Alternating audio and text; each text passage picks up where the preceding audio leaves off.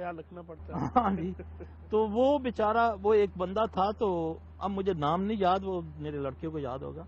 تو شام کا وقت تھا، تو اس نے دکھایا، اس نے بولا یہ میں 20-25 سال سے یہ بیماری ہے. میں نے اس کے ہاتھ دیکھے، پورا جسم اس کا نا جیسے وہ اللہ معاف فرمائے یہ درخت کا وہ جو نہیں دنداسا نہیں ہوتا جو دانتوں کو لگاتے، اس ٹائپ کا اس کا نا وہ بنا ہوا تھا.